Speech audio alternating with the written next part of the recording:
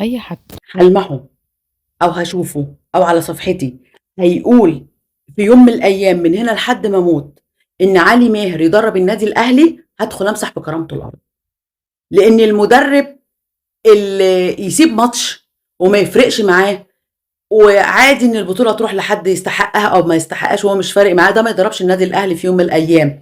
لان اللي زي ده زي كده ما ساب الماتش للزمالك وما هموش موضوع ان سيراميكا يكسب ولا ما يكسبش، ما يعملها مع الاهلي.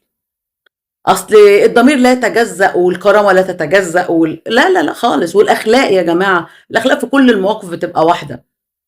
فاللي زي علي ماهر ده مش عايزين يدخل النادي الاهلي في يوم من الايام.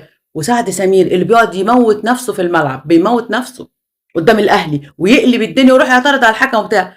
حبيبي يا جماله، نسمه يا ربي، نسمه نسمه. لو اللاعب معدي منه نسمه، سيبك من بسام، لا احنا عارفين بسام وعارفين اللي بيعمله. نسمه يا حبيبي، عادي جدا. سعد سمير وعلي ماهر طول ما انا موجوده على قيد الحياه وعايشه، في اليوم اللي هسمع فيه انهم هيدخلوا النادي الاهلي انا ابتدي الحمله ضدهم بكل قوه. لان اللي زي دول ما يستاهلوش يدخلوا النادي الاهلي. احنا عندنا اخطاء، بس انت النهارده انت برضو وجهت، انت وجهت لعيبتك انهم يتغلبوا. فاللي زي ده تاني يا علي يا ماهر ما تلزمناش.